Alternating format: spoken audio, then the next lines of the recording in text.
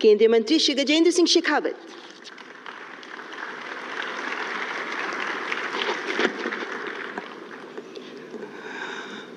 भारत की गौरवशाली सांस्कृतिक विरासत के राजदूत, दुनिया के सबसे लोकप्रिय नेता, भारत के प्रधानमंत्री श्रद्धेय नरेंद्र मोदी जी, यूनेस्को की डायरेक्टर जनरल माननीय मदाम ऑड्रे अजोले जी, भारत के यशस्वी विदेश मंत्री श्री एस जयशंकर जी,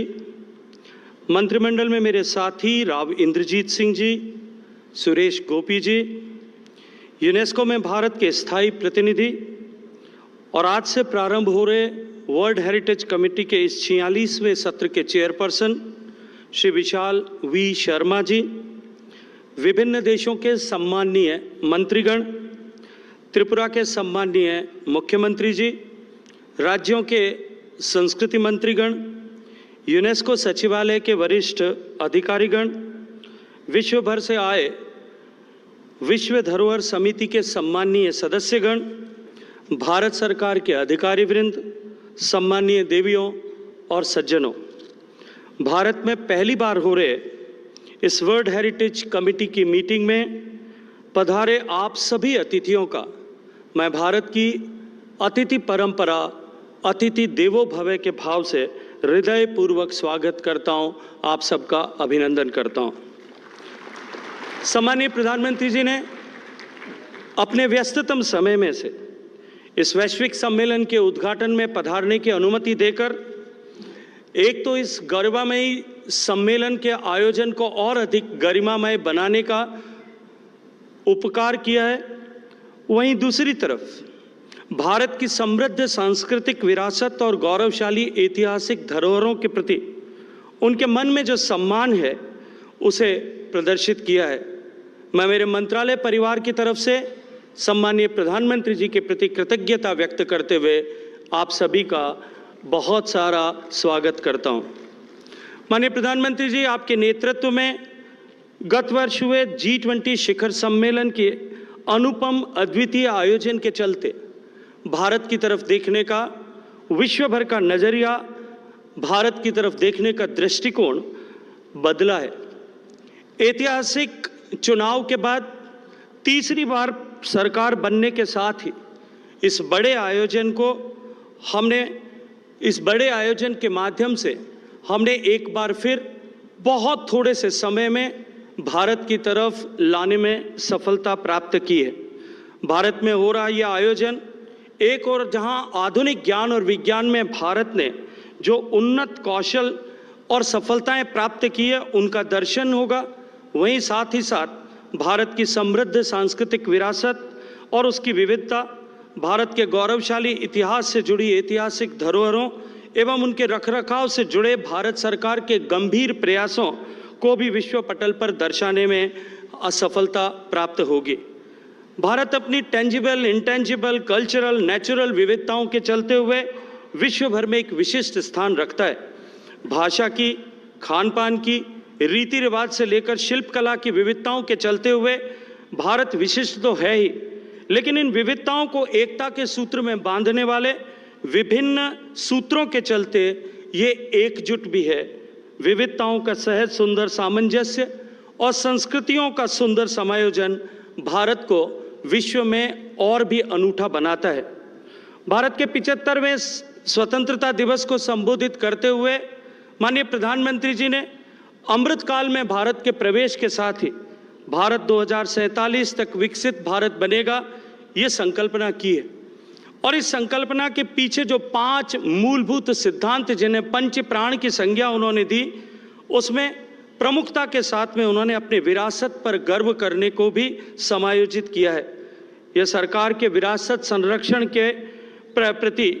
जो जिम्मेदारी का भाव है उसे तो परिलक्षित करता ही है, लेकिन माननीय प्रधानमंत्री जी का ये सोच कि जब तक ऐसा कोई भी काम समाज अपने कंधों पर न उठा ले, वो अपने आप में एक जन आंदोलन न बन जाए, तब तक वो सफल और सतत नहीं हो सकता। माननीय प्रधानमंत्री जी ने पंच प्राण में इसे समाहित कर निश्चित रूप से इसे एक जन आंदोलन बनाने की तरफ जो है प्रस्तावित किया है। भारत ने माननीय प्रधानमंत्री जी के नेतृत्व में वैश्विक प्लेटफॉर्म्स पर अनेक इस तरह की नई पहल कर पूरी दुनिया का भारत के प्रति सम्मान निश्चित ही बढ़ाया है। यूनेस्को के वर्ल्ड हेरिटेज समिति के इस मंच ने मानवता की विरासत से संबंधित विचार विमर्श के लिए दुनिया भर के सम्मानित प्रतिनिधियों, सरकारों एवं विशेषज्ञों को एक साथ मंच पर लाने के साथ साथ इस सांझी विरासत को सहेजने की वैश्विक जिम्मेदारी का भाव सृजित कर विश्व में इतिहास व संस्कृति की इन धरोहरों के माध्यम से कल्चर यूनाइट्स अस, इस भाव को से एकता के सूत्र में बांधने का सार्थक काम किया है। इन बैठकों के माध्यम से जहां एक और हम नए वैश्विक धरोहरों को चिन्हित करेंगे, लेकिन साथ ही साथ इस समृद्ध सांझी विरासत को सहेजने के सामूहिक संकल्प को भी एक बार फिर दोहराएंगे। भारतीय संस्कृति अनेक सदियों की एक कालजयी यात्रा है, जिसकी पहली अभिव्यक्ति भारत की ज्ञान विज्ञान की परंपराओं का स्रोत हमारे वेद हैं। वैदिक मंत्रोच्चार को भी यूनेस्को द्वारा मानव जाति की अमूर्त सांस्कृतिक विरासत के रूप में मान्यता प्रदान की गई है। राखीगढ़ी, सनौली, लोथल, धोलावीरा, कालीबंगा आदि स्थानों पर हुए एक्सकेवेशन से मिले हमारे सिंधु सारस्वती सभ्यता के अवशेष भारत की इस सुदीर्घ यात्रा के प्रमाण हैं।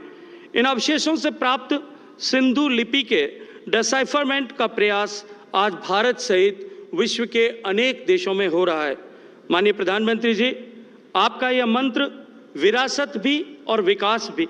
यह केवल एक नारा मात्र नहीं, अपितु इस मंच पर हमारा पथ प्रदर्शक भी है। अगले 10 दिनों में 150 से ज़्यादा देशों से आए हम सभी 3000 से लगभग प्रतिनिधि इसी मंत्र के आधार पर मानवता की सांझी विरासत का संरक्षण करने, हमारी सांझी जिम्मेदारी के निर्वहन हेतु विचार करेंगे। साथियों, आप सबका एक बार फिर स्वागत करते हुए मैं आप सब से अनुरोध करता हूं कि आपकी इस यात्रा को, जो दुनिया के देश के विभिन्न कोनों से आए हैं, आपकी इस यात्रा को भारत को देखने और जानने के लिए, भारत का भ्रमण करने के लिए भी उपयोग करें। ऐसी व्यवस्था हमने की है। आप सभी से अनुरोध है कि भारत के अनुपम सौंदर्य एवं विरासत का आप अवश्य अनुभव करें। आपको इसकी एक झलक दिखाने के लिए हमने पास ही के हॉल 14 में, जहां भारत की सांस्कृतिक विविधता और भारत के भोजन की विविधताओं को दिखाने और अनुभव कराने का भी प्रयास किया है। राजधानी दिल्ली में स्थित ग्लोबल हेरिटेज साइट्स के साथ साथ में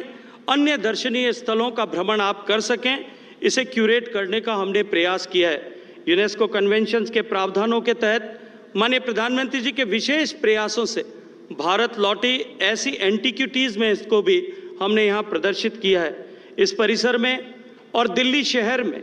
पब्लिक आर्ट प्रोजेक्ट के तहत अनेक कलाकृतियों को, जहाँ देश के विभिन्न कलाकारों ने यहाँ आकर के अपनी कला का प्रदर्शन जो है उत्कीर्णन किया है, उन सब का भी दर्शन आप करेंगे, ऐसा मैं आप सब से अनुरोध करता हूँ। और इसी के साथ एक बार फिर director general UNESCO madam Audrey Azoulay को स्वागत करते हुए, उनका अभिनंदन करते हुए ये अवसर भारत को प्रदान किया, इसके लिए हृदयपूर्वक भारतवासियों की तरफ से धन्यवाद करते हुए माननीय प्रधानमंत्री जी सहित आप सबका स्वागत करता हूं, आप सबका अभिनंदन करता हूं।